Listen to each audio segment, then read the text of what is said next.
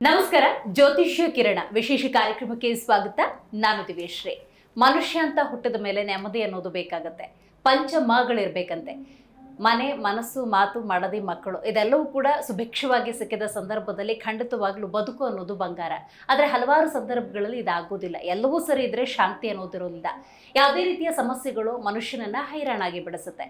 ಆದರೆ ಈ ಮನೆಯಲ್ಲಿ ಇಂಥ ಸಮಸ್ಯೆಗಳು ಉಂಟಾಗೋದಕ್ಕೆ ಕಾರಣ ಏನು? ಆ ಕಾರಣವನ್ನು ಹುಡುಕಿದ್ರೆ ಖಂಡಿತವಾಗ್ಲೂ ಪರಿಹಾರ ಅನ್ನೋದಿದ್ದಿರುತ್ತೆ. ಹಾಗಾಗಿ ಇವತ್ತಿನ ನಮ್ಮ ಕಾರ್ಯಕ್ರಮದಲ್ಲಿ ಈ ಅಶಾಂತಿ, ವೈಮನಸ್ಸು, ವಿರಸ ಅನ್ನೋದು ಉಂಟಾಗೋದಕ್ಕೆ ಕಾರಣ ಏನು, ಇದಕ್ಕೆ ಪರಿಹಾರ ಏನು, ಇದೆಲ್ಲವನ್ನು ತಿಳಿಸ್ಕೊಡೋದಕ್ಕೆ ಇವತ್ತು ನಮ್ಮ ಕಾರ್ಯಕ್ರಮದಲ್ಲಿ ಆಧ್ಯಾತ್ಮಿಕ ಚಿಂತಕರು ಹಾಗೆಯೇ ವಂಶ ಪಾರಂಪರ್ಯ ಜ್ಯೋತಿಷಿಗಳಾಗಿರುವಂತಹ ಪಂಡಿತ ನಾಗೇಶ್ ಗುರೂಜಿ ಅವರಿದ್ದಾರೆ. ಮೊದಲಿಗೆ ಅವರಿಗೆ ಕಾರ್ಯಕ್ರಮಕ್ಕೆ ಸ್ವಾಗತವನ್ನು ಕೋರೋಣ. ಗುರುಗಳ ಕಾರ್ಯಕ್ರಮಕ್ಕೆ ಸ್ವಾಗತ. ನಮಸ್ಕಾರ.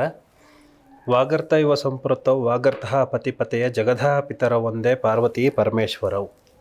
ಗುರುಗಳೇ, ಹಲವರನ್ನು ನಾವು ಮಾತಾಡಿಸೋ ಸಂದರ್ಭದಲ್ಲಿ ಹೇಗಿದ್ದೀರಾ ಅಂತ ಕೇಳಿದ್ರೆ ಎಲ್ಲ ಚೆನ್ನಾಗಿದೆ, ಶಾಂತಿ ಒಂದಿಲ್ಲ, ನೆಮ್ಮದಿ ಇಲ್ಲ, ಯಾಕೋ ಏನೋ ಸರಿ ಇಲ್ಲ, ಈ ಥರದ ಮಾತುಗಳನ್ನು ಹೇಳ್ತಾ ಇರ್ತಾರೆ. ನನಗೆ ಹೇಳಿ, ಅಶಾಂತಿಗೆ ಕಾರಣ ಏನು? ಈ ರೀತಿ ನೆಮ್ಮದಿ ಇಲ್ಲದ ಬದುಕನ್ನು ನಡೆಸ್ತಿದ್ದಾರೆ ಅನ್ನೋದರೆ ಅದೊಂದು ಬದುಕ ಅಂತ?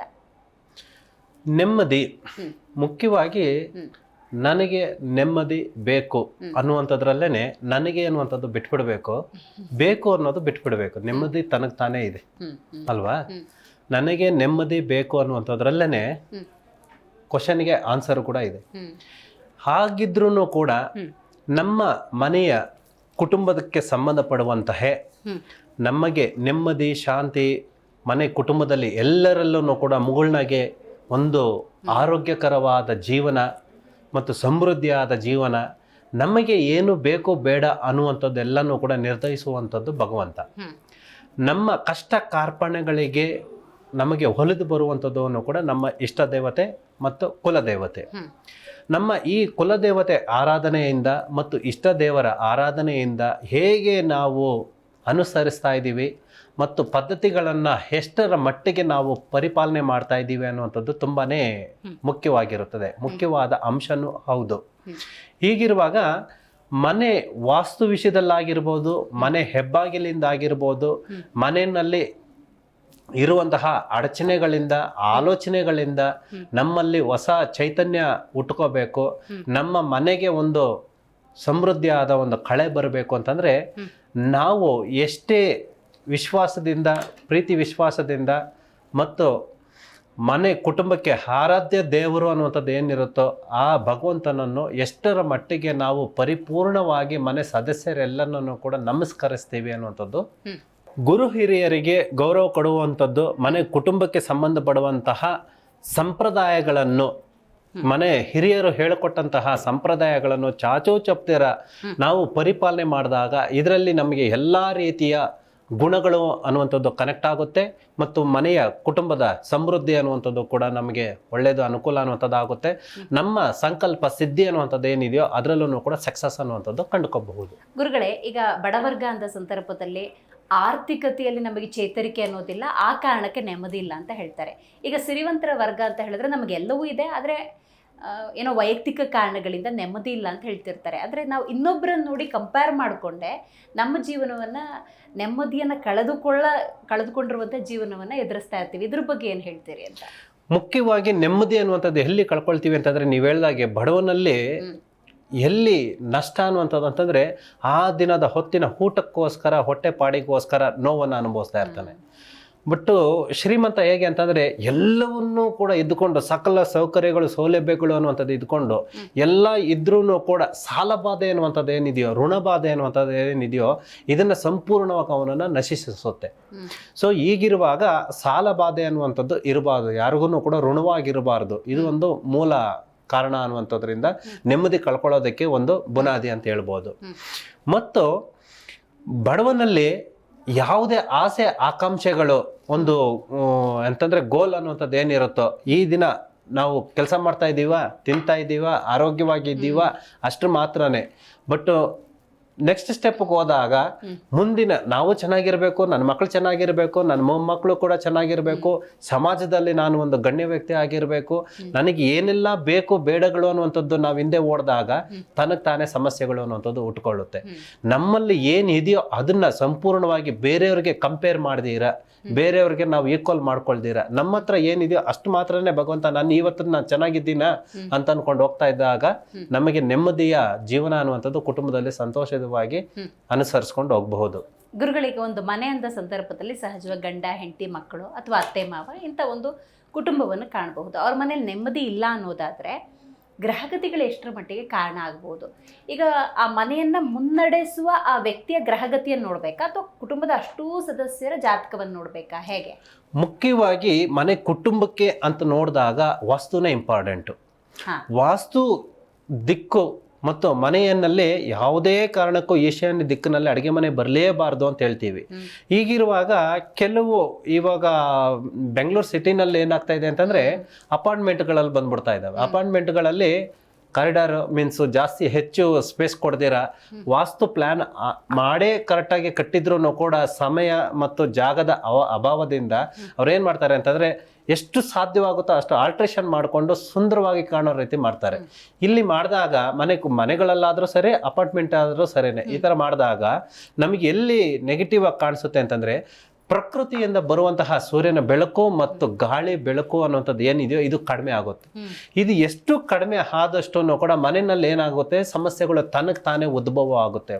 ಮಾನಸಿಕವಾಗಿ ಆಲೋಚನೆಗಳು, ಚಿಂತೆಗಳು, ಕೆಲಸ ಕಾರ್ಯಗಳಲ್ಲಿ ಅಡ್ಡಿ ಆತಂಕಗಳು, ಅಡೆತಡೆಗಳು ಇವೆಲ್ಲನೂ ಆಗುತ್ತೆ. ಮತ್ತು ಇದರ ಜೊತೆಗೆ ಹೊರಗಿನವರ ಕಣ್ಣು ದಿಷ್ಟಿಗಳು ಅನ್ನುವಂಥದ್ದು ಬರುತ್ತೆ. ಹೊರಗಿನವರ ಕಣ್ಣು ದಿಷ್ಟಿಗಳಿಂದ ಏನಾಗುತ್ತೆ ಅಂತಂದರೆ ನಮ್ಮಲ್ಲಿರುವಂತಹ ಒಂದು ಚೈತನ್ಯ ಅನ್ನುವಂಥದ್ದು ಕೊಗ್ಗೋಗ್ಬಿಡುತ್ತೆ. ಯಾವುದೇ ಒಂದು ಕೆಲಸ ಕಾರ್ಯಗಳಲ್ಲಿ ಇವತ್ತು ಈ ದಿನವೇ ಮಾಡಿ ಮುಗಿಸ್ಬೇಕು ಅನ್ನೋ ಕೆಲಸ ಇದ್ರೂ ಕೂಡ ಈ ವಾಸ್ತು ದೋಷದಿಂದ, ಈ ಕಣ್ಣು ದೃಷ್ಟಿಯಿಂದ ಏನಾಗುತ್ತೆ ಅಂತಂದರೆ ಮನೆಯನ್ನೆಲ್ಲ ಪ್ರಿಪೇರ್ ಆಗ್ತೀವಿ, ರೆಡಿ ಆಗ್ತೀವಿ, ಮನೆಯಿಂದ ಹೊರಗಡೆ ಹೋದ ತಕ್ಷಣ ವಿತಿನ್ 5-10 ಮಿನಿಟ್ಸ್ನಲ್ಲೇ ನಮ್ಮ ಬ್ರೈನ್ ಕ್ಲೋಸ್, ಮೂಡ್ ಆಫ್. ಹೀಗಿದ್ದಾಗ ನಾವು ದಿನನಿತ್ಯದ ಕೆಲಸ ಏನು ಅನ್ಕೊಂಡಿರ್ತೀವಿ ಸಕ್ಸಸ್ ಮಾಡ್ಕೋಬೇಕು ಅನ್ನೋಂತಿದೀವೋ ಇದ್ರಲ್ಲಿ ಸಕ್ಸಸ್ ಆಗೋದಕ್ಕೆ ಸಾಧ್ಯವಾಗೋದಿಲ್ಲ. ಕಾರಣ ಆಗಿರುತ್ತೆ ಅಂತ ಖಂಡಿತವಾಗ್ಲೂ ವಾಸ್ತು ಇವಾಗ ಹೇಗೆ ಅಂತಂದ್ರೆ ವಾಸ್ತು ಪುರುಷ ಪ್ರತಿ 2 ಗಂಟೆ 24 ಸೆಕೆಂಡ್ಗಳಿಗೆ, ನಿಮಿಷಗಳಿಗೆ ಚೇಂಜ್ ಆಗ್ತಾನೆ ಇರ್ತಾನೆ, ಡೈರೆಕ್ಷನ್ ಚೇಂಜ್ ಆಗುತ್ತೆ. ಹೀಗಿರುವಾಗ ವಾಸ್ತು ಪುರುಷ ಲೋಪ ದೋಷಗಳು ಏನೇ ಇದ್ರೂ ಕೂಡ ಅದ್ರ ತಕ್ಕಂತೆ ವಾಸ್ತು ದೋಷಕ್ಕೆ ಪರಿಹಾರಗಳು ಕೂಡ ತುಂಬಾನೇ ಇದ್ದಾವೆ. ಅದನ್ನ ಪರಿಹಾರ ಸ್ವಯಂ ನಮ್ಮ ಕಡೆಯಿಂದನೂ ಕೂಡ ನಾವು ಮಾಡ್ಕೊಟ್ಟಿದ್ದೇವೆ. ವಾಸ್ತು ಪರಿಹಾರ ದೋಷ ಅನ್ನುವಂಥದ್ದು, ಅಷ್ಟಮಂಗಲ ದೋಷ ಅನ್ನುವಂಥದ್ದು ಬರುತ್ತೆ, ಶ್ರೀಚಕ್ರ ದೋಷದಿಂದ ಏನೇನು ಆಗ್ತಾ ಇರುತ್ತೋ ಅದನ್ನು ಕೂಡ ಪರಿಹಾರ ಮಾರ್ಗಗಳು ಅನ್ನುವಂಥದ್ದು ಕಂಡಿಡ್ಕೋಬಹುದು. ಇವೆಲ್ಲದಕ್ಕಿಂತ ಕೂಡ ಮನೆಯಲ್ಲಿ, ಕುಟುಂಬದಲ್ಲಿ ಯಾವ್ಯಾವ ದಿನಗಳಲ್ಲಿ ಏನೇನು ತರಬಾರ್ದು, ಏನ್ ಮಾಡಬಾರ್ದು, ಮತ್ತು ಏನನ್ನ ಧರಿಸಬಾರ್ದು, ಹೇಗೆ ಇಟ್ಕೋಬೇಕು ಅನ್ನೋಂಥದ್ದು ಮನೆ ಕುಟುಂಬ ಮುಖ್ಯವಾಗಿ ಹೆಣ್ಮಗಳಿಗೆ ಸಂಬಂಧಪಡುತ್ತೆ, ಮನೆಯ ಹೆಣ್ಮಗಳಿಗೆ ಸಂಬಂಧಪಡುತ್ತೆ. ಹೀಗಿರುವಾಗ ಇವಾಗ ಶನಿವಾರದ ಈ ದಿನ ಎಕ್ಸಾಂಪಲ್ ಶನಿವಾರ ಮಾತಾಡ್ತಾ ಇದ್ದೀವಿ. ಶನಿವಾರ ದಿನ ಯಾವುದೇ ಕಾರಣಕ್ಕೂ ಯಾವುದೇ ತರಹದ ಎಣ್ಣೆ ಪದಾರ್ಥಗಳನ್ನು ಮನೆಗೆ ತರಬಾರದು ಅನ್ನುವಂಥದ್ದು ಒಂದು ಮೂಲ ಪದ್ಧತಿ ನಮ್ಮ ಸನಾತನ ಧರ್ಮದಲ್ಲಿ ಬಂದಿರುವಂಥದ್ದು ಶನಿವಾರದಲ್ಲಿ. ಯಾಕಂತಂದ್ರೆ ಶನಿ ಮಹಾತ್ಮನಿಗೆ ಪ್ರಿಯವಾದದ್ದು ಎಣ್ಣೆ. ಆ ಎಣ್ಣೆಯನ್ನು ಭಗವಂತನಿಗೆ ಅರ್ಪಿಸ್ಬೇಕು. ನಾವು ಮನೆಗೆ ತರುವಂಥದ್ರಿಂದ ಕೆಲವೊಂದು ಅಡಚಣೆಗಳು ಸರ್ವೇ ಸಾಮಾನ್ಯವಾಗಿ ಉಟ್ಕೊಳ್ಳುತ್ತೆ. ಇದು ಒಂದು ಮೂಲ ಕಾರಣ. ಮತ್ತು ಈ ಪೊರ್ಕೆ ತರುವಂಥದ್ದು ಕೂಡ ಸರ್ವೇ ಸಾಮಾನ್ಯವಾಗಿ ಶನಿವಾರ ದಿನ ಬರುವಂಥದ್ದು. ಮತ್ತು ಈ ಮನೆಗೆ ಸಂಬಂಧಪಡುವಂಥದ್ದು ಯಾರಾದ್ರೂ ಕೂಡ ದಿಷ್ಟಿ ದೋಷಗಳಿಂದ ಆಗಿರ್ಬೋದು ಮತ್ತು ಅಪಶಕುನಗಳು ಅನ್ನುವಂಥದ್ದು ಕೂಡ ಇರುತ್ತವೆ.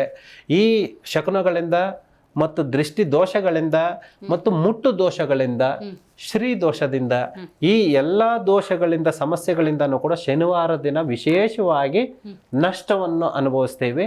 ಮತ್ತು ಆ ದಿನಗಳಲ್ಲಿ ಆ ಕುಟುಂಬದಲ್ಲಿ ಇರುವಂತಹ ರೀಸನ್ನೇ ಇಲ್ದಿರ ಆಟೋಮೆಟಿಕ್ ಆಗಲಿ ಸಮಸ್ಯೆಗಳು ಉಟ್ಕೊಬಿಡುತ್ತೆ.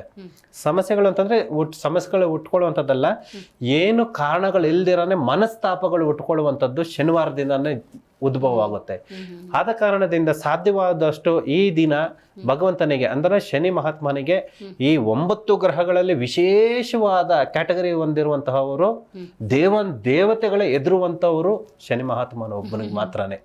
ಈ ನವಗ್ರಹಗಳಲ್ಲಿ ನಾವೇನ್ ಹೇಳ್ತೀವಿ, ರಾಹು ಕೇತು ಮಾತ್ರ ಟೋಟಲಿ ಡಿಫ್ರೆಂಟ್ ಅಂತ ಹೇಳ್ತೀವಿ. ಇನ್ನು ಮಿಕ್ಕದವರೆಲ್ಲನೂ ಅಧಿಪತಿಗಳು ಅಂತ ಹೇಳ್ತೀವಿ. ಈ ಶನಿ ಮಹಾತ್ಮ ಈ ಎಲ್ಲರನ್ನು ಬ್ಯಾಲೆನ್ಸ್ ಮಾಡೋನು, ಒಳ್ಳೆಯವ್ರಿಗೆ ಒಳ್ಳೇದು, ಕೆಟ್ಟದ್ದು ಕೆಟ್ಟದ್ದು.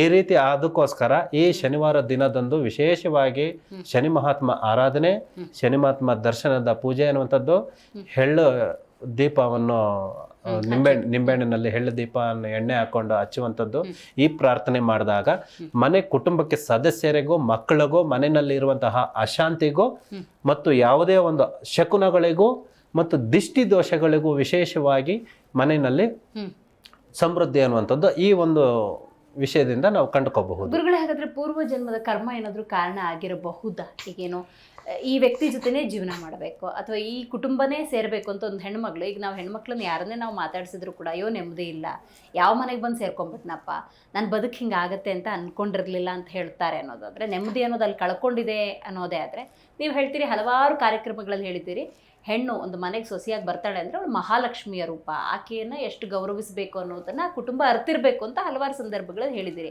ಬಟ್ ಆ ಕುಟುಂಬದವರು ಅದನ್ನು ಪಾಲಿಸೋದಿಲ್ಲ, ಅಂದರೆ ಕೆಲಸದವಳ ಥರ ಟ್ರೀಟ್ ಮಾಡುವಂತಹ ಕೆಲವೊಂದು ಪ್ರಕೃತಿ. ಹಾಗಾಗಿ ಪೂರ್ವಜನ್ಮದ ಕರ್ಮ ಏನಾದರೂ ಕಾರಣ ಆಗುತ್ತಾ ಶಾಂತಿಗೆ? ಖಂಡಿತವಾಗ್ಲಿ. ಈ ಮನುಕುಲದಲ್ಲಿ 84 ಲಕ್ಷ ಜೀವರಾಶಿಗಳಲ್ಲಿ ಈ ಮನುಷ್ಯನು ಕೂಡ ಒಂದು. ಮನುಷ್ಯನಿಗೆ ವಿಶೇಷವಾಗಿ 7 ಜನ್ಮಗಳ ಕರ್ಮ, 7 ಜನ್ಮಗಳ ಬಂಧ ಅನ್ನುವಂಥದ್ದು ಕೂಡ ಇರುತ್ತದೆ.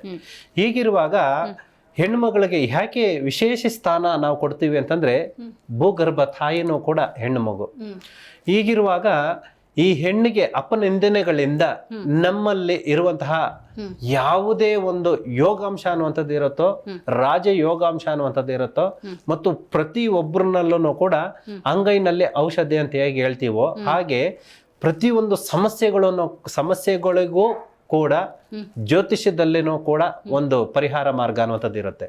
ಮತ್ತು ನಮ್ಮಲ್ಲೇ ಬೇರೆ ಕಡೆ ಹೋಗದಿರಾನೆ ನಮ್ಮ ಅರಿವಿನಿಂದನೇ ಒಂದು ಉಪಾಯ ಅನ್ನುವಂಥದ್ದು ಇರುತ್ತೆ. ಇವೆಲ್ಲವನ್ನು ಕೂಡ ನಶಿಸೋಗುತ್ತೆ ಹೆಣ್ಣಿನ ದೂಷಣೆ ಮಾಡಿದಾಗ.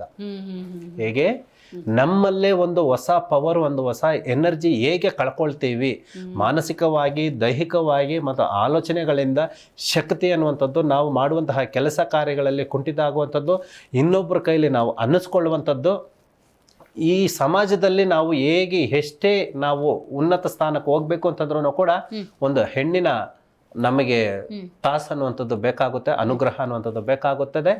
ಅದಕ್ಕಾಗಿ ಆದ ಕಾರಣಾಂತರದಿಂದಾಗಿ ನಾವು ಸಾಧ್ಯವಾದಷ್ಟು ಕೂಡ ನಾವು ನಮ್ಮ ಮನೆ ಮಗಳಾಗಿರ್ಬೋದು, ಹೊರಗಡೆಯವರಾಗಿರ್ಬೋದು, ಯಾವುದೇ ಒಂದು ಹೆಣ್ಣನ್ನು ದೇವತೆ ರೂಪದಲ್ಲಿ ನಾವು ಪ್ರಾರ್ಥನೆ ಮಾಡಿದಾಗ ಆ ನಮಗೆ ಕನೆಕ್ಟಿವಿಟಿ, ಅನುಕೂಲ, ಆಶೀರ್ವಾದ ಅನ್ನುವಂಥದ್ದು ಅಮ್ಮನ ರೂಪದಲ್ಲಿ ಯಾವ ರೂಪದಲ್ಲಾದ್ರೂ ಕೂಡ ನಮಗೆ ಬಂದು ಒಂದು ಸಹಾಯ ಮಾರ್ಗ ಅನ್ನುವಂಥದ್ದು ಕಂಡುಕೋಬಹುದು.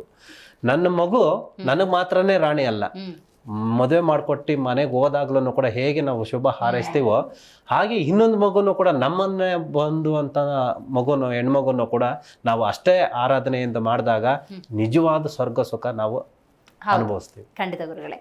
ಈಗ ಹಲವರನ್ನು ಕೇಳಿದಾಗ ಅಯ್ಯೋ ನನ್ನ ಗ್ರಹಚಾರ, ಅಯ್ಯೋ ನನ್ನ ಹಣೆ ಬರಹ, ಆ ಗ್ರಹಗತಿ ಹೇಗಿದೆಯೋ ಅಂತ ಕೇಳ್ತಾರೆ, ನೆಮ್ಮದಿ ಇಲ್ಲ ಅನ್ನೋ ಕಾರಣಕ್ಕೆ. ಅದು ಆರ್ಥಿಕವಾಗಿರ್ಬೋದು ಅಥವಾ ವೈಯಕ್ತಿಕ ಕಾರಣಗಳಿರ್ಬೋದು ಅಥವಾ ಸಂಬಂಧಗಳ ವಿಷಯದಲ್ಲಿ ವ್ಯತ್ಯಯ ಅನ್ನೋದಿರುತ್ತೆ. ಆ ಸಂದರ್ಭದಲ್ಲಿ ಬೈಯೋದೇ ಗ್ರಹಗತಿಗಳು ಅಂತೇಳಿ, ಅಂದರೆ ಗ್ರಹಗಳಿಗೆ ಬೈತಾ ಕೂತ್ಕೋತಾರೆ. ಸೊ ಹಾಗಾಗಿ ಗ್ರಹ ಸಮಸ್ಯೆ ಅನ್ನೋದೇನಾದರೂ ಇರುತ್ತಾ, ಗ್ರಹ ದೋಷಗಳು ಅಂತ ಏನಾದರೂ ಇರುತ್ತಾ ಗುರುಗಳೇ? ಖಂಡಿತವಾಗೂ ಗ್ರಹ ದೋಷಗಳು ಜಾತಕದ ಆಧಾರದ ಮೇಲೆ ರಾಶಿ ನಕ್ಷತ್ರಗಳಿಗೆ ಸಂಬಂಧಪಟ್ಟಂತೆ ಗ್ರಹ ದೋಷ ಅನ್ನುವಂಥದ್ದು ಬರುವಂಥದ್ದು ಸರ್ವೇ ಸಾಮಾನ್ಯ. ಇವಾಗ ಎಕ್ಸಾಂಪಲ್ ಆಗಿ ಪ್ರತಿಯೊಂದು ಮನೆಯಲ್ಲೂ ಕೂಡ ಎಲ್ಲರ ಮನೆ ದೋಸೆನೂ ತೂತೆ ಅಂತಂದಾಗೆ ಸಮಸ್ಯೆಗಳು ಪ್ರತಿಯೊಂದು ಕುಟುಂಬದಲ್ಲೂ ಕೂಡ ಇರುತ್ತವೆ. ಈ ಗ್ರಹತಿಗಳಿಂದ ಒಂದು ಬೃಹದಾದ ಜಾತಕ, ಒಂದು ಸಮೃದ್ಧಿ ಆದಂತಹ ಜಾತಕ, ಇದು ತುಂಬ ಜೀವನದಲ್ಲಿ ಸಕ್ಸಸ್ಫುಲ್ ಕಾಣುವಂತಹ ಜಾತಕ ಅನ್ನುವಂಥದ್ದು ಇದ್ರೂ ಕೂಡ ಕಾಲಕ್ರಮೇಣ ಕೆಲವೊಂದು ಅಡಚಣೆಗಳಿಂದ, ಗ್ರಹತಿಗಳ ಬಲದಿಂದ ನಷ್ಟ ಅನ್ನುವಂಥದ್ದು ನಾವು ಅನುಭವಿಸ್ಬೇಕಾಗುತ್ತೆ. ಆದರೂ ಕೆಲವರ ದೃಷ್ಟಿಕೋನ ಅನ್ನುವಂಥದ್ದು ಅಂತಂದ್ರೆ ಅಸೂಹೆ ಪಡುವಂತಹ ಜನಗಳಿಂದ ನಮಗೇನೋ ಒಂದು ಕೇಡು ಬಯಸುವಂಥದ್ದು, ಕೇಡು ಮುಡುಪು ಕಟ್ಟುವಂಥದ್ದು, ಕೇಡು ಮಾಡಿಸುವಂಥದ್ದು, ನದಿ ನೀರುಗಳಿಗೆ ಎತ್ಕೊಂಡು ಹೋಗ್ಬಿಟ್ಟು ಅವರ ಹೆಸರು ರಾಶಿ ನಕ್ಷತ್ರಗಳಲ್ಲಿ ಇವ್ರುಗಳಿಗೆ ನಷ್ಟವನ್ನು ಅನುಭವಿಸಲಿ ಅನ್ನುವಂಥದ್ದು, ಮತ್ತು ಅವರಿಗೆ ಇರುವಂತಹ ಯೋಗಾಂಶ ನನಗೆ ದಕ್ಕಲಿ, ನನಗೆ ಬರಲಿ ಅನ್ನುವಂಥದ್ದು ಒಂದು ಅಸೂಹೆಯಿಂದ ಕೆಲವು ತಂತ್ರ ಕುತಂತ್ರಗಳು ಮಾಡುವಂಥದ್ದಿಂದನೂ ಕೂಡ ನಮಗೆ ಎಫೆಕ್ಟ್ ಆಗುತ್ತೆ. ವಾಮ ಮಾರ್ಗಗಳು ಖಂಡಿತವಾಗ್ಲು ಅದನ್ನ ಹೇಳೋದಂಥದ್ದು ಇಂದ್ರಜಾಲ ಮಹೇಂದ್ರ ಜಾಲ ಅನ್ನುವಂಥದ್ದು ಬರುತ್ತೆ, ಅದು ಬೇರೆ ಒಂದು ವಿದ್ಯೆ ವಿಚಾರ. ಹೀಗೆ ಅಸೂಹೆ ಅನ್ನುವಂಥದ್ದು ಹೇಗೆ ಅಂತಂದ್ರೆ ಈ ತಂತ್ರ ಮಂತ್ರ ಕುತಂತ್ರಗಳಿಂದ ಕೆಲವರ ಇರುವಂತಹ ಯೋಗಾಂಶನ ಹಿಂಪಡ್ಕೊಂಡಾಗ ಭಗವಂತ ಇದ್ದಾನೆ, ಖಂಡಿತವಾಗ್ಲೂ ಕೂಡ ಅವ್ರಿಗೆ ಯಾವ ರೂಪದಲ್ಲಿ ಏನೋ ನಷ್ಟ ವಿಚಾರಗಳಾಗಬೇಕು ಆಗುತ್ತೆ. ಬಟ್ ನಾವು ಯಾಕೆ ನಷ್ಟವನ್ನು ಅನುಭವಿಸ್ತಾ ಇದ್ದೀವಿ ಅಂತಂದ್ರೆ ಹೀಗೆ ಕೆಲವೊಂದು ಅಡಚಣೆಗಳಿಂದ, ಕೆಲವರ ಕಣ್ಣು ದೃಷ್ಟಿ ದೋಷಗಳಿಂದ ನಮಗೆ ನಮ್ಮಲ್ಲಿರುವ ಒಂದು ಚೈತನ್ಯನ ಕಳ್ಕೊಂಡಾಗ ನಮಗೆ ನೋವುಗಳು ಅನ್ನುವಂಥದ್ದು ಮನೆ ಕುಟುಂಬದಲ್ಲಿ ಸರ್ವೇ ಸಾಮಾನ್ಯವಾಗಿ ಕಂಡು ಬರ್ತೈತೆ.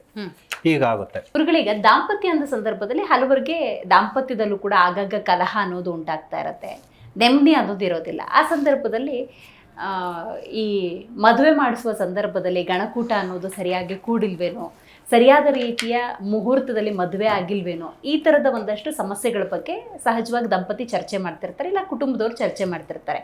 ಈ ಗಣಕೂಟ ಅಥವಾ ಮುಹೂರ್ತ, ಲಗ್ನ ಅನ್ನೋದು ಕೂಡ ಈ ಕುಟುಂಬದಲ್ಲಿ ಸಾಮರಸ್ಯದ ಕೊರತೆಗೆ ಕಾರಣ ಆಗಿರಬಹುದಾ?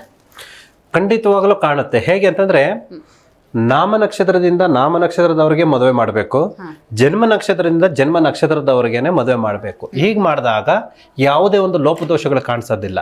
ಅಥವಾ ಆ ಸಾಲವಳಿನಲ್ಲಿ ಏನಾದ್ರೂ ಏರುಪೇರು ಬಂದಾಗ ಅದಕ್ಕೆ ತಕ್ಕಂತೆ ಪರಿಹಾರ ಮಾರ್ಗಗಳು ಅನ್ನೋಂಥದ್ದು ಇರುತ್ತೆ, ಅದನ್ನ ಪರಿಹಾರ ಮಾಡ್ಕೋಬೇಕು.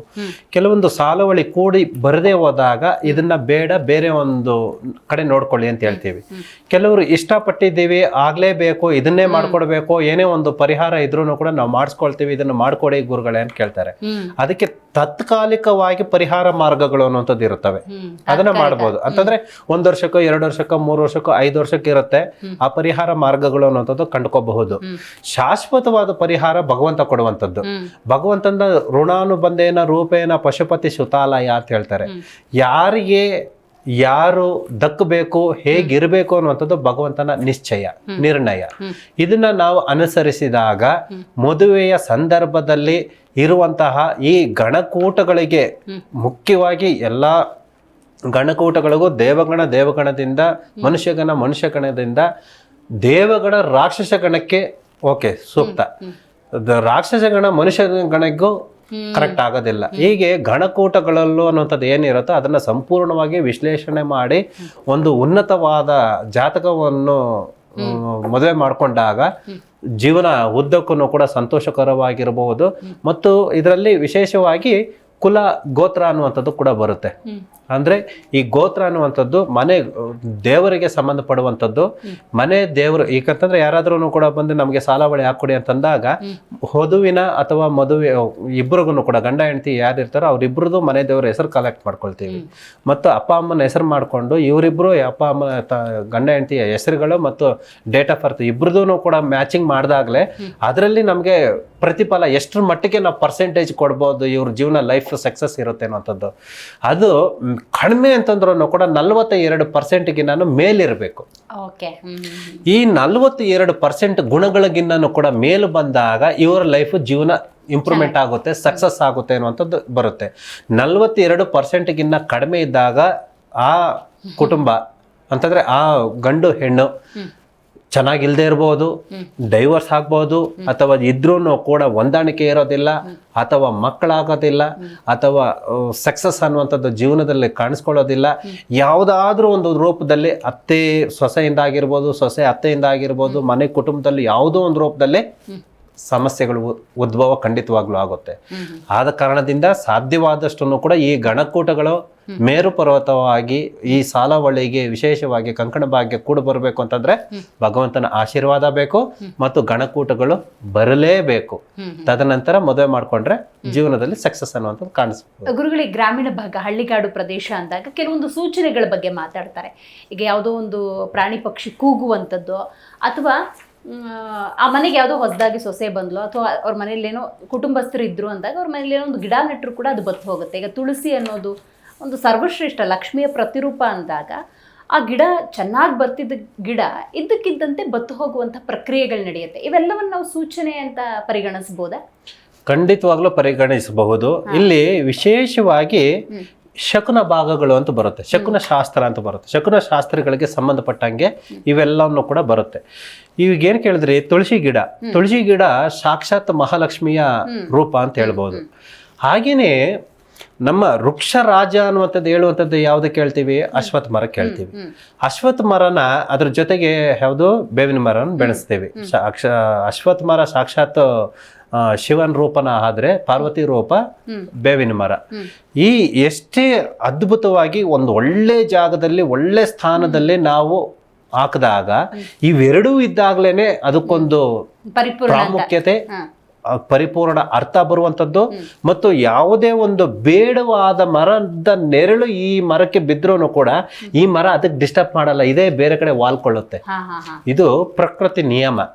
ಹಾಗೆಯೇ ನಮ್ಮಲ್ಲಿ ಕೆಲವೊಂದು ಯಾವುದೇ ಹೆಣ್ಣು ಮಗಳಲ್ಲಿ ಒಂದು ದಿಷ್ಟಿ ದೋಷಗಳು, ಮುಟ್ಟು ದೋಷಗಳು ಅಂತ ಬಂದಾಗ ಕೆಲವೊಂದನ್ನ ಮಾಡಬಾರ್ದು, ಮಾಡಬೇಕು ಅನ್ನುವಂಥದ್ದು ಇರುತ್ತೆ. ಪ್ರತಿಯೊಬ್ಬರು ಪ್ರತಿಯೊಂದು ಕುಟುಂಬದಲ್ಲೂ ಕೂಡ ಗುರು ಹಿರಿಯರು ಹೇಳ್ಕೊಡುವಂಥದ್ದೇ.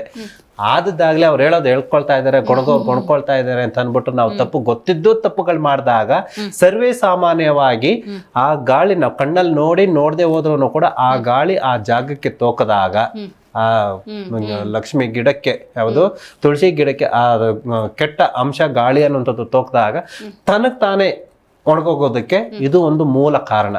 ಸಾಧ್ಯವಾದಷ್ಟನ್ನು ಕೂಡ ನಮ್ಮ ಮನೆಯ ಅಂಗಳದ ಮೀನ್ಸ್ ಗುಡಿಯ ದೇವಸ್ಥಾನದ ನಮ್ಮ ಮನೆ ಏನು ದೇವ್ರ ಮನೆ ಅನ್ನುವಂಥದ್ದು ಹೇಳ್ತೀವೋ ಅದನ್ನು ಎಷ್ಟು ಶುದ್ಧವಾಗಿ ನಾವು ಇಟ್ಕೊಳ್ತೀವೋ ಅದೇ ರೀತಿ ಈ ತುಳಸಿ ಗಿಡ ಜಾಗಕ್ಕೂ ಕೂಡ ಅಷ್ಟೇ ಪ್ರಾಮುಖ್ಯತೆ ಕೊಟ್ಟು ನಾವು ಪ್ರತಿದಿನ ಅದಕ್ಕೆ ನಮಸ್ಕಾರ ಮಾಡಿದಾಗ ಅದರಿಂದ ಬರುವಂತಹ ಒಂದು ಎನರ್ಜಿ ಅನ್ನುವಂಥದ್ದು ಏನಿದೆಯಾ, ಆ ಎನರ್ಜಿಯಿಂದ ಆ ಗಾಳಿ ಬೀಸುತ್ತಲ್ಲ ಮನೆ ಒಳಗಡೆಗೆ, ಆ ಮನೆ ಒಳಗಡೆ ಬೀಸೋ ಗಾಳಿಯಿಂದಾನೆ ಮನೆಯಲ್ಲಿರುವಂತಹ ಎಷ್ಟೇ ಒಂದು ಕೆಟ್ಟ ಅಂಶ ಅನ್ನುವಂಥದ್ದು ಇದ್ರೂ ಕೂಡ ಸಂಪೂರ್ಣವಾಗಿ ಈ ಒಳ್ಳೆ ಗಾಳಿ ಒಳಗಡೆ ಹೋದ ತಕ್ಷಣ, ಎಕ್ಸಾಂಪಲ್ ಆಗಿ ಈಗ ಗುಡ್ ನೈಟ್ ಹೇಗೆ ಹಾಕಿದಾಗ ಎಲ್ಲವನ್ನು ಕೂಡ ಬೇಡದೇ ಇರೋದು ಹೊಂಟೋಗ್ಬಿಡುತ್ತೋ ಹಾಗೆ ಈ ತುಳಸಿ ಗಿಡದಿಂದ ಮನೆ ಅಂಗಳದ್ದು ಇಟ್ಕೊಳ್ಳೋದು ಅದೇ ಮೂಲ ಉದ್ದೇಶ. ಮತ್ತು ಹೊರಗಡೆಯಿಂದ ಬಂದ ತಕ್ಷಣ ಅಲ್ಲಿಗೆ ಸ್ಟಾಪ್ ಆಗಿ ಎಕ್ಸಿಟ್ ಆಗುತ್ತೆ ಕೆಟ್ಟದ್ದು ಅನ್ನೋಂಥದ್ದು. ಆ ಗಾಳಿ ಬೀಸಿದಾಗ ತುಳಸಿ ಗಿಡದಿಂದ ಮನೆ ಒಳಗಡೆ ಬರುವಂತಹ ಮಹಾಲಕ್ಷ್ಮಿ, ಸಾಕ್ಷಾತ್ ಮಹಾಲಕ್ಷ್ಮಿನೇ ಒಳಗಡೆಗೆ ಬಂದು ನಮ್ಮಲ್ಲಿರುವಂತಹ ಅವಗುಣಗಳನ್ನು ಕಂಟ್ರೋಲ್ ಮಾಡುತ್ತೆ. ನಾವೆಷ್ಟು ಶುದ್ಧವಾಗಿದ್ದೀವಿ ಅನ್ನುವಾಗ ಮಾತ್ರನೇ ನಮಗೆ ಆ ಫಲ ಸಿಗುತ್ತೆ. ಗುರುಗಳ ಶುದ್ಧತೆಯ ವಿಚಾರಕ್ಕೆ ಬರೋದಾದ್ರೆ ಈಗಿನ ಜನಮಾನಸದಲ್ಲಿ ಪದ್ಧತಿ ಅನುಸರಿಸೋದು ಬಹಳ ಕಡಿಮೆ ಆಗಿದೆ. ಹಿರಿಯರು ಹೇಳ್ತಾನೆ ಇರ್ತಾರೆ, ಕಿರಿಯರು ಏನು ಪಾಲನೆ ಮಾಡ್ಬೇಕು ಅದನ್ನು ಮಾಡ್ತಿರ್ತಾರೆ. ಉದಾಹರಣೆಗೆ ಚಪ್ಪಲಿಯನ್ನು ಮನೆ ಇಡೀ ಧರಿಸ್ತಾ ಇರ್ತಾರೆ. ಹಿರಿಯರ ಮನೇಲಿ ಹೇಳ್ತಾ ಇರ್ತಾರೆ, ದಾರಿದ್ರ್ಯನ ಮನೆಯೆಲ್ಲ ನೀನು ಸುತ್ತಾಡಿಸ್ತಾ ಇದೆಯಾ, ಆ ಪದ್ಧತಿ ಬೇಡ, ನಾವು ಹಿಂದಿನಿಂದ ಅನುಸರಿಸ್ಕೊ ಬಂದಿರೋದು ಬೇರೆ ಪದ್ಧತಿ, ಇದರಿಂದ ದಾರಿದ್ರ್ಯ ಅನ್ನೋದು ಮನೆಗೆ ಬರುತ್ತೆ ಅಂತ ಹೇಳ್ತಿರ್ತಾರೆ. ಆದರೂ ಕೂಡ ಕಿರಿಯರು ಕೇಳ್ತಿರೋದಿಲ್ಲ. ಇದು ಎಷ್ಟರ ಮಟ್ಟಿಗೆ ಕಾರಣ ಆಗುತ್ತೆ? ಅಂದರೆ ಉಪ್ಪು ತಿಂದವ್ರು ನೀರು ಕುಡಿಲೇಬೇಕಲ್ವ, ಇದು ಸಹಜವಾದ ಒಂದು ಕ್ರಿಯೆ. ಹಾಗೆ ಅವ್ರು ಅನ್ಕೊಳ್ತಾ ಇರ್ತಾರೆ, ನಾವು ಮನೆ ಒಳಗಡೆ ನಮ್ಮ ಸಂಪ್ರದಾಯ ಅನ್ನುವಂಥದ್ದು ಏನಿದೆಯೋ ಮನೆ ಒಳಗಡೆ ಹಾಕೊಳ್ಳೋದಿಲ್ಲ. ಹಾಕೊಂಡವ್ರಿಗೆ ಥಂಡಿ ಆಗುತ್ತೆ, ಇದೊಂದು ಫ್ಯಾಷನ್ನು, ಹಾಗೆ ಹೀಗೆ ಇನ್ನೊಂದು ನಾವು ಓಡಾಡಕ್ ಆಗೋದಿಲ್ಲ ಅಂತಂದವ್ರಿಗೆ ಆಯುಷ್ ಕಡಿಮೆ ಆಗುತ್ತೆ.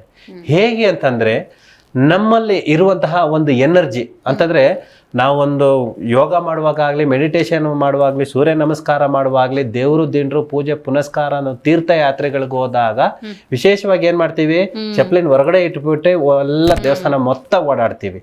ಏನಕ್ಕೆ ಓಡಾಡ್ತೀವಿ ಅಂತಂದ್ರೆ ನಮಗೆ ಆ ಪಾದಗಳಿಗೆ ಭೂಮಿಯಿಂದ ಆ ಅಲ್ಲಿನ ಎನರ್ಜಿ ಪಾದಗಳಿಗೆ ಸಂಪೂರ್ಣವಾಗಿ ನಮ್ಮ ದೇಹಕ್ಕೆ ಇರುವಂತಹ ಕನೆಕ್ಟ್ ಆಗಬೇಕು ಮತ್ತು ನಮ್ಮಲ್ಲಿರುವಂತಹ ಕೆಟ್ಟ ಗುಣ ಹೋಗುತ್ತೆ ಅನ್ನುವಂಥದ್ದು.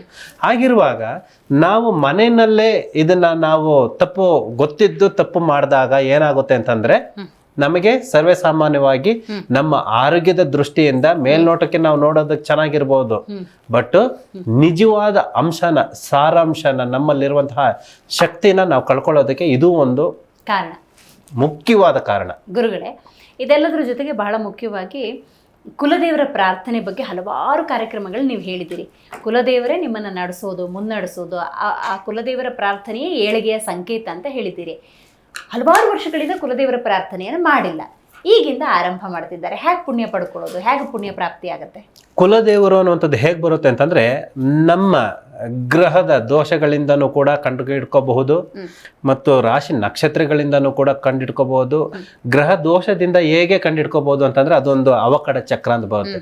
ಒಂದು ರಾಶಿಯ ನಕ್ಷತ್ರದಲ್ಲಿ 27 ಕುಂಡಲಿಗಳು ಹೇಗಿರುತ್ತೋ, ಅವಕಡ ಕುಂಡಲಿಯಿಂದ ಗ್ರಹ ದೋಷದಿಂದ ನಾವು ವಂಶಸ್ಥರು ಯಾವುದನ್ನು ಪೂಜೆ ಮಾಡ್ತಾ ಇದ್ರು. ಈಗ ನೀವು ಹೇಳ್ದಾಗೆ, ಗುರುಗಳೇ ನಮಗೆ ಗೊತ್ತೇ ಇಲ್ಲ, ನಮ್ಮ ಮನೆ ದೇವ್ರು ಯಾವುದು ಅನ್ನೋದು ಗೊತ್ತಿಲ್ಲ, ಯಾರೋ ನಮ್ಮ ಇದನ್ನ ಮಾಡ್ಕೋತಾ ಇದ್ವಿ ಅಂತ, ಓಕೆ ಫೈನ್, ಇದರಿಂದ ಕಂಡಿಡ್ಕೋಬಹುದು, ಅದನ್ನ ವೃದ್ಧಿ ಮಾಡ್ಕೋಬೇಕು. ಇಲ್ಲೇ ಹೋದಾಗ ನಮ್ಮ ಇಷ್ಟ ದೇವರು ಅನ್ನೋಂಥದ್ದು ಏನಿರುತ್ತೋ ಅದನ್ನ ಚಾಚು ಚಪ್ತಿರೋರಾದ್ರೂ ಕೂಡ ಖಂಡಿತವಾಗ್ಲೂ ಮಾಡ್ಕೊಳ್ಳೇಬೇಕು. ಇಷ್ಟ ದೇವರು ಇಲ್ಲ, ಕುಲದೇವರು ಕೂಡ ಇಲ್ಲ ಅಂತಂದಾಗ ಪ್ರಕೃತಿ ಧರ್ಮ ಅನ್ನುವಂಥದ್ದು ಏನಿದೆಯೋ, ಈ ಪಂಚಭೂತಗಳು ಅನ್ನುವಂಥದ್ದು ಏನಿದೆಯೋ, ಈ ಪಂಚಭೂತಗಳಿಗೆ ಯಾವುದೇ ರೀತಿ ನಾವು ನಮಗೂ ಗೊತ್ತಿದ್ದು ಹಾನಿ ಮಾಡದೆ ಹೋದಾಗ ಅದೇ ನಿಜವಾದ ಭಗವಂತನ ಸೇವೆ, ಭಗವಂತನ ಪೂಜೆ ಅಂತ ಅನ್ಕೊಂಡು ಒಪ್ಕೊಂಡು ಅದನ್ನು ಮಾಡಿದಾಗ ನಮ್ಮಲ್ಲಿ ನೇಚರ್ ಪವರ್ ಅನ್ನುವಂಥದ್ದು ಖಂಡಿತವಾಗ್ಲೂ ನಮಗೆ, ಪ್ರಾಣಿ ಪಕ್ಷಿಗಳು ಹೇಗೆ ನೇಚರನ್ನು ಪ್ರೀತಿಸ್ತಾವೋ, ಏನೋ ಬೇಡ ಅನ್ನುವಂಥದ್ದು, ಹಾಗೆ ನಾವೂ ಕೂಡ ಪ್ರಕೃತಿಯನ್ನು ಪ್ರಕೃತಿ ಧರ್ಮ ಅನ್ನುವಂಥದ್ದು ಏನಿದೆಯೋ ಅದನ್ನ ಪರಿಪಾಲನೆ ಮಾಡಿದಾಗ, ನಿಜವಾದ ಭಗವಂತನ ಸ್ಮರಣೆ ಮಾಡಿದಾಗ ಕುಂತಲ್ಲೇ ಆ ಸ್ವರ್ಗ ಸುಖವನ್ನು ನಾವು ಅನುಭವಿಸಬಹುದು. ಗುರುಗಳ ಸಮಸ್ಯೆ ಅನ್ನೋದಿದೆ. ಈಗ ಮನೆ ಅಂದಾಗ ನೆಮ್ಮದಿ ಇಲ್ಲ, ಶಾಂತಿ ಇಲ್ಲ, ಇಂಥ ಸಮಸ್ಯೆಗಳನ್ನು ಎದುರಿಸ್ತಿದ್ದಾರೆ ಅನ್ನೋದಾದ್ರೆ ಪರಿಹಾರ ಕ್ರಮಗಳು ಅನ್ನೋದಾದ್ರೆ ಯಾವುದನ್ನು ಸೂಚಿಸ್ತೀರಾ ನೀವು? ಮುಖ್ಯವಾಗಿ ಮೊದಲು ಮಾತು ಹೇಳಿದೆ, ಎಲ್ಲರ ಮನೆ ದೋಸೆನೂ ಕೂಡ ತೂತೆ ಅಂತ ಅನ್ನಂಗೆ. ಅಂದ್ರೆ ಪ್ರತಿಯೊಂದು ಕುಟುಂಬದಲ್ಲೂ ಕೂಡ ಸಮಸ್ಯೆಗಳು ಇದ್ದಿದ್ದೇನೆ. ಸಮಸ್ಯೆಗಳು ಬಂತು ಅಂತ ಅಂದ್ಬಿಟ್ಟು ನಮ್ಮ ಕೆಟ್ಟ ಆಲೋಚನೆಗಳಿಂದ ನಮ್ಮ ಜೀವನ ಶೈಲಿಯನ್ನು ಬದಲಾಯಿಸಿಕೊಳ್ಳುವಂಥದ್ದು, ತಪ್ಪು ದಾರಿಗಳಿಗೆ ಹೋಗುವಂಥದ್ದು ಮಹಾಪಾಪ ಕರ್ಮ. ಹೀಗಿರುವಾಗ ಯಾವುದೇ ಒಂದು ಕರ್ಮ ದೋಷಗಳನ್ನ ನಾವು ಪಡ್ತಾ ಇರುವಂತಹ ಸಮಸ್ಯೆಗಳಿಗೆ ಸೂಕ್ತ ಮತ್ತು ಸುಲಭ ಪರಿಹಾರ ಅನ್ನುವಂಥದ್ದು ಪ್ರತಿದಿನ ಅಂತಂದರೆ ಬ್ರಾಹ್ಮಿ ಮುಹೂರ್ತಕ್ಕೆ ಸಾಧ್ಯವಾದಷ್ಟು ಕೆಲಸಗಳಿರಲಿ ಇಲ್ಲದೆ ಹೋಗಿರಲಿ, ಸಾಧ್ಯವಾದಷ್ಟು ಬ್ರಾಹ್ಮಿ ಮುಹೂರ್ತದಲ್ಲಿ ಎದ್ದು ಪೂಜೆ ಪುನಸ್ಕಾರಗಳು ಮತ್ತು ಆಧ್ಯಾತ್ಮಿಕವಾಗಿ ನಿಮಗೆ ಗೊತ್ತಿರುವಂತಹ ಪ್ರತಿಯೊಬ್ಬರು ಮಾಡಲೇಬೇಕಾದಂತಹ ಸೂರ್ಯ ನಮಸ್ಕಾರವನ್ನು ಮಾಡುವಂಥದ್ದು 5 ರಿಂದ 10 ನಿಮಿಷಗಳ ಕಾಲ ತನಗೆ ತಾನು ಏನು ಬೇಕು ಅನ್ನುವಂಥದ್ದು, ಬೇಕು ಬೇಡಗಳು ಅನ್ನುವಂಥದ್ದು ಅರಿವು ತಿಳ್ಕೊಂಡು ಧ್ಯಾನ ಮಾಡುವಂಥದ್ದು. ಈ ಬೀಜ ಮಂತ್ರವನ್ನು ಪ್ರಾರ್ಥನೆ ಮಾಡಿದಾಗ ನಮ್ಮಲ್ಲಿ ಇರುವಂತಹ ಎಲ್ಲ ಸಮಸ್ಯೆಗಳನ್ನು ಕೂಡ ಈ ಗಣಮಂತ್ರದಿಂದ ನಾವು ಪರಿಹಾರ ಕಂಡಿಡ್ಕೋಬಹುದು. ಇವತ್ತಿನ ಕಾರ್ಯಕ್ರಮದಲ್ಲಿ ನೀವು ಭಾಗಿಯಾಗಿ ಮನೆಯಲ್ಲಿರುವಂತಹ ಶಾಂತಿ, ನೆಮ್ಮದಿ ಇಲ್ಲದಂತಹ ಜೀವನಕ್ಕೆ ಸೂಕ್ತ ಪರಿಹಾರ ಏನು ಅಂತ ತಿಳಿಸ್ಕೊಟ್ರಿ. ಧನ್ಯವಾದ ನಿಮಗೆ. ಸರ್ವೇ ಜನ ಸುಖಿನೋ ಭವಂತು. ಶಿವೋಹಂ. ನೋಡಿದ್ರಲ್ಲ ವೀಕ್ಷಕರೇ, ಇವತ್ತಿನ ನಮ್ಮ ಕಾರ್ಯಕ್ರಮದಲ್ಲಿ ನಾವು ಮಾತಾಡಿದಂತಹ ವಿಷಯ ಮನೆಯಲ್ಲಿ ಉಂಟಾಗುವಂತಹ ಅಶಾಂತಿ, ನೆಮ್ಮದಿ ಇಲ್ಲದಂತಹ ಜೀವನ, ಅದಕ್ಕೆ ಸೂಕ್ತ ಪರಿಹಾರವನ್ನು ಗುರೂಜಿ ತಿಳಿಸ್ಕೊಟ್ಟಿದ್ದಾರೆ. ನೀವು ಕೂಡ ಅನುಸರಿಸಿದರೆ ಖಂಡಿತವಾಗ್ಲೂ ಸುಖ ಸಮೃದ್ಧಿಯ ಜೀವನವನ್ನು ಕಂಡುಕೊಳ್ಳಬಹುದು ಅಂತ ಹೇಳ್ತಾ ಇವತ್ತಿನ ಕಾರ್ಯಕ್ರಮವನ್ನು ಮುಗಿಸೋಣ. ನೋಡ್ತಾ ಇರಿ ಜಿ ಕನ್ನಡ ನ್ಯೂಸ್, ಸತ್ಯವೇ ಸುದ್ದಿಯ ಜೀವಾಳ.